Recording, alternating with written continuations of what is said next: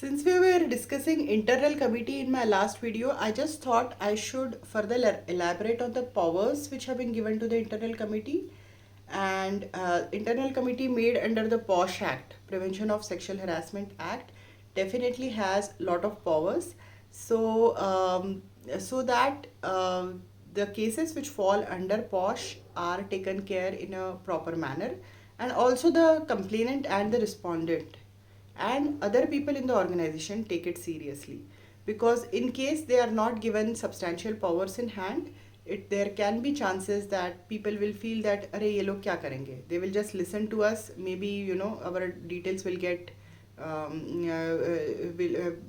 they will not be sure about the confidentiality, uh, uh, it may go to the other people as well, and hence they are bothered whether how such cases will be handled and how powerful is the internal committee. So here I would like to highlight that the internal committee has been vested with the powers of civil court under Code of Civil Procedure 1908. So under Code of Civil Procedure, all powers of a civil court has been given to the internal committee. I would like to enumerate a few powers over here. So summoning and enforcing the attendance of any person and examining on oath.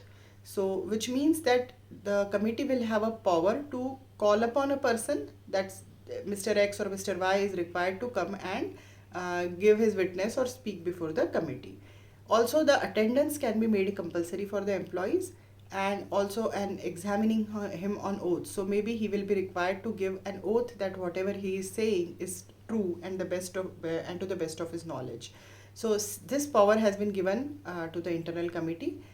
Second is requiring the discovery and production of documents. So in many circumstances, there are chances wherein a lot of documents have to be produced or certain evidences have been produced. And a question can come back to the committee that what is, आप कौन होते हो मुझे ये details पूछने वाले. So people may come back saying this, who are you to ask me for these details, who are you to get these documents from me. And to address this particular question, internal committee has also been given the power of a civil court, wherein it can ask a person for getting some documents or getting certain evidences, any other matter which may be prescribed. So this leaves it on a little broader note, wherein they can take certain actions. They can definitely not take any legal actions against them. They can, internal committee is only supposed to give its recommendations to the HR, and it is the employer who is supposed to take actions on these matters. So, but definitely these powers help them to function in a better manner. There are few more roles which I would like to highlight for an internal committee, which are directly related to the powers given to them. So they have all powers to take proactive measures in creation of a safe, secure and preventive workplace environment.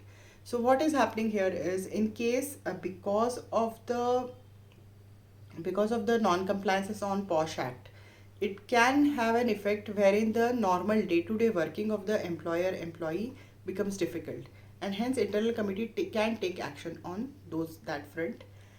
Submit timely reports and manage compliances related to POSH. So maybe the person will be asked to submit a regular report on something, whether such kind of things are happening on a regular basis, or how frequently it is happening, something like that, or any other compliances which are required to be done under POSH.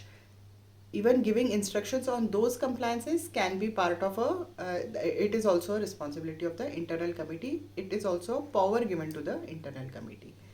Definitely these internal committee members will have to meet on a regular basis to exercise these powers, also to consider the various cases which have come during the period of time. So in case there are too many cases in a month's time, they might have to meet monthly, or if they see that there are no cases even for a quarter, they can decide to meet quarterly, and so it will basically depend upon the number of cases. There is no mandatory requirement on the minimum number of cases which are required to be, minimum number of meetings which are required to be done by the internal committee.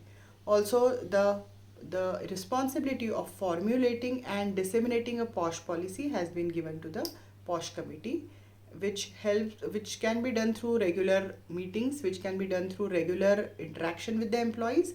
They can formulate a policy, and it again becomes a duty to put it on a conspicuous place in the organization wherein the employees are aware that such kind of POSH policy is there in the organization, and they can definitely raise the issues which are related to the which are falling under this POSH Act to the management, and it will be held in a confidential manner. It will not be taken against the employees. There will not be any victimization against the employees in case such things are happening to them. So, internal committee definitely plays a very, very important role under this act, and there are several provisions through which it has been empowered to take good decisions. I hope this video is helpful. Do let me know in case you would like to know more on the internal committee. Thank you so much.